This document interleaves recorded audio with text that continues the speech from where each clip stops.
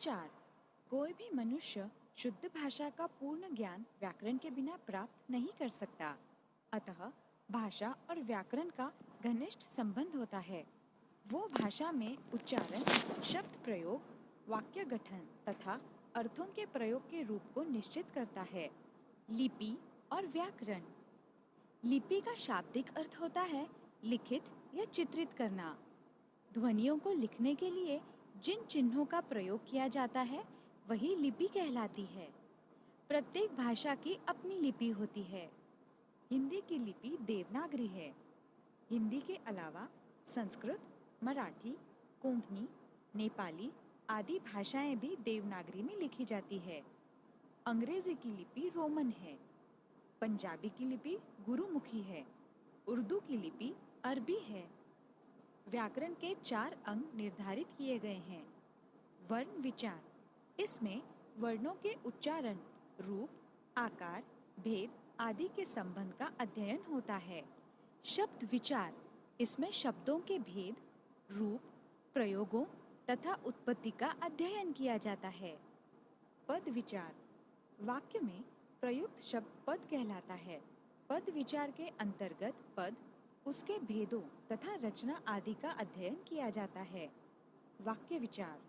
इसमें वाक्य निर्माण, उनके प्रकार, उनके भेद, गठन, प्रयोग, विग्रह आदि पर विचार किया जाता है। हिंदी वर्णमाला। हिंदी भाषा में जितने वर्णों का प्रयोग होता है उन सभी वर्णों के समूह को हिंदी वर्णमाला कहा जाता है। हिंदी वर्णमाला के सभी वर्णों को व्याकरण में 2 भागों में विभक्त किया गया है, स्वर और व्यंजन। हिंदी वर्णमाला में 55 अक्षर होते हैं जो कि निम्न हैं। स्वर: अ, आ, ई, उ, रू, ए,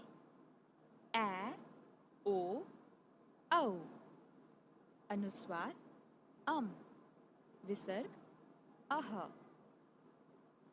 स्वरों के भेद: मुखाकृति, ओष्ठाकृति, उच्चारण, समय और उच्चारण स्थान के आधार पर स्वरों के निम्नलिखित भेद हैं। मुखाकृति के आधार पर स्वरों का वर्गीकरण। अग्रस्वर: जिन स्वरों के उच्चारण में जिह्वा का आगे का भाग सक्रिय रहता है उन्हें अग्रस्वर कहते हैं। जैसे अ, ई, ए, पश्च स्वर। जिन स्वरों के उच्चारण में जिह्वा का पिछला भाग सक्रिय रहता है उन्हें पश्च स्वर कहते हैं। जैसे आ, उ, ओ, औ, औ। संवृत्त स्वर। संवृत्त का अर्थ है कम खुला हुआ। जिन स्वरों के उच्चारण में मुख कम खुले उन्हें संवृत्त स्वर कहते हैं। जैसे ई, उ। अर्ध संवृत्त स्वर। जिन स्वरों के उच्चारण में मुख संवृत्त स्वरों से थोड़ा अधिक खुलता है वे अर्ध संवृत्त स्वर कहलाते हैं। जैसे ए, ओ। विवृत्त स्वर। विवृत्त का अर्थ है अधिक खुला हुआ। जिन स्वरों के उच्चारण में मुख अधिक खुलता है उन्हें विवृत्त स्वर कहते हैं। जैसे आ। अर्ध विवृत्त स्वर। विवृत्त स्वर से थोड़ा कम और अर्ध संवृत्त से थोड़ा अधिक मुख खुलने पर जिन स्वरों का उच्चारण होता है उन्हें अर्ध विवृत्त स्वर कहते हैं। जैसे ए, ओ। ओष्ठाकृति के आधार पर स्वरों के 2 भेद हैं। वृत्ताकार स्वर। इनके उच्चारण में होठों का आकार गोल हो जाता है। जैसे उ, ओ, औ। अवृत्ताकार स्वर। जिन स्वरों के उच्चारण में होठ गोल न खुलकर किसी अन्य आकार में खुले उन्हें अवृत्ताकार स्वर कहते हैं। जैसे अ, आ, ई, ए। उच्चारण समय मात्रा के आधार पर स्वरों के 2 भेद हैं। ह्रस्व स्वर। जिन स्वरों के उच्चारण में एक मात्रा का समय यानी सबसे कम समय लगता है उन्हें ह्रस्व स्वर कहते हैं। जैसे अ, ई, उ। दीर्घ स्वर, जिन स्वरों के उच्चारण में दो मात्राओं का अथवा एक मात्रा से अधिक समय लगता है उन्हें दीर्घ स्वर कहते हैं। जैसे आ, ई, उ, ए, ओ, औ, औ।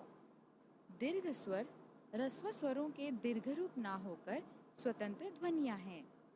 उच्चारण स्थान के आधार पर स्वरों के दो भेद किए जा सकते हैं।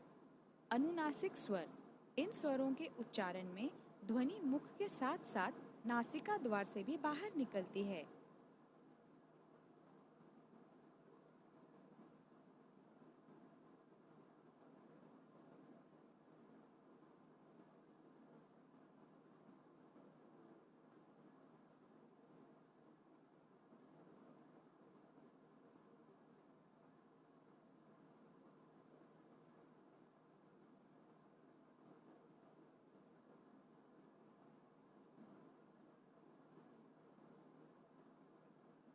अतः अनुनासिकता को प्रकट करने के लिए शिरोरेखा के ऊपर चंद्र बिंदु का प्रयोग किया जाता है।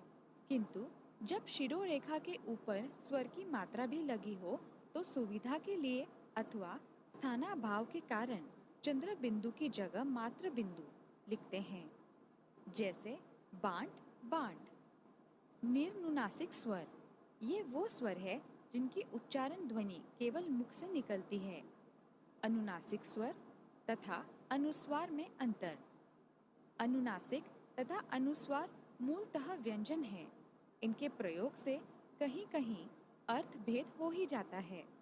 जैसे हंस, हंसना। हंस एक पक्षी। अनुस्वार का अर्थ है सदा स्वर का अनुसरण करने वाला। अनुस्वार का ही ह्रस्व रूप अनुनासिक अम है। तत्सम शब्दों में अनुस्वार लगता है तथा उनके तद्भव रूपों में चंद्र बिंदु लगता है।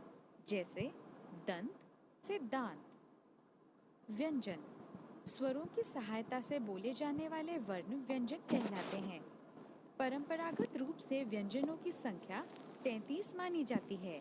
द्विगुण व्यंजन ढ़, ढ को जोड़ देने पर इनकी संख्या 35 हो जाती है। क, ख, ग, घ, अंग।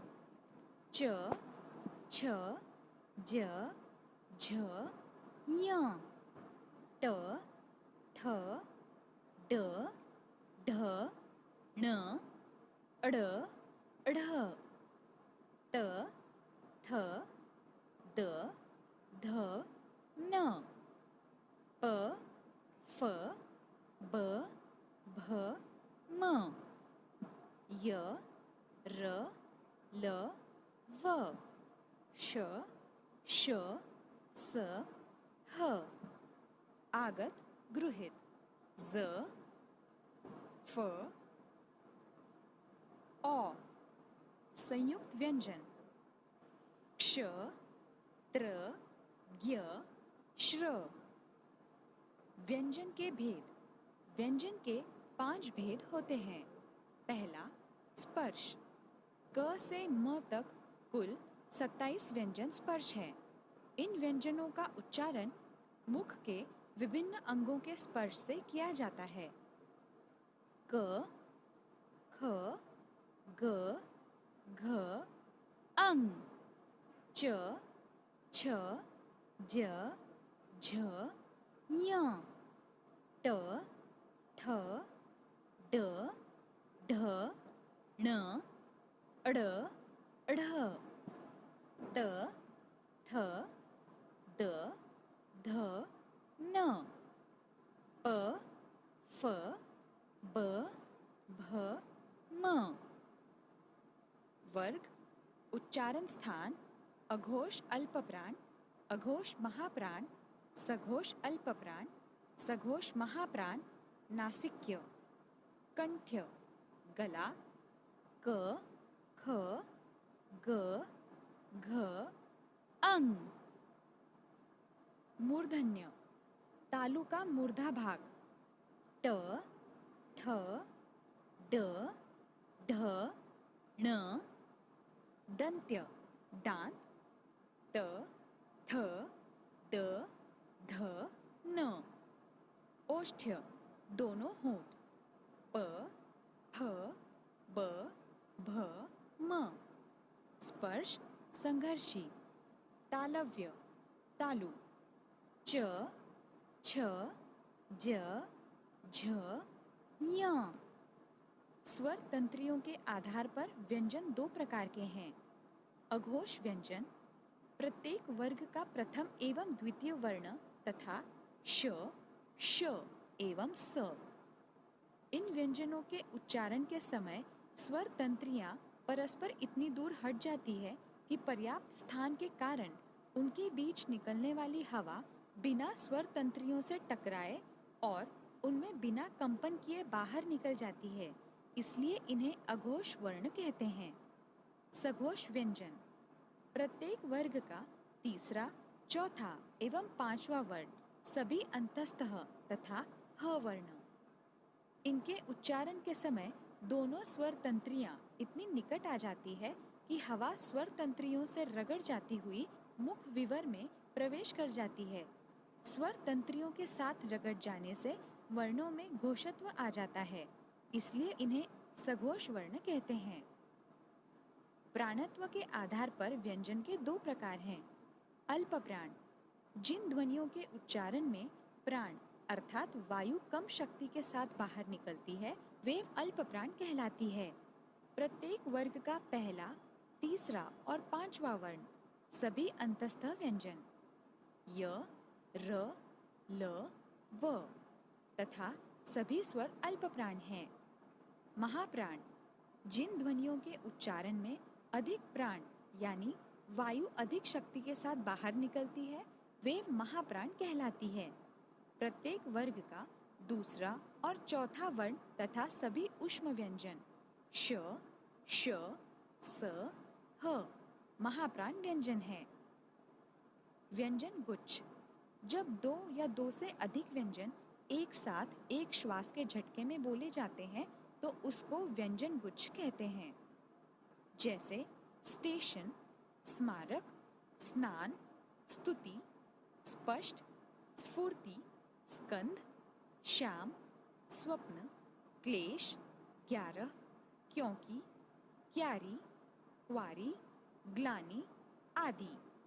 विसर्ग विसर्ग का उच्चारण ह ऐसा होता है जैसे मनः स्थिति, मनः स्थिति। अतः, अतः विसर्ग का प्रयोग केवल उन्हीं संस्कृत शब्दों में होता है जो उसी रूप में प्रचलित है। जैसे प्राय, संभवत। संस्कृत के दुख शब्दों को हिंदी में दुख लिखा जाना स्वीकार कर लिया गया है। श्रुति मूलक य, व कुछ शब्दों में य, व मूल शब्द की संरचना में नहीं होते, केवल सुनाई देते हैं।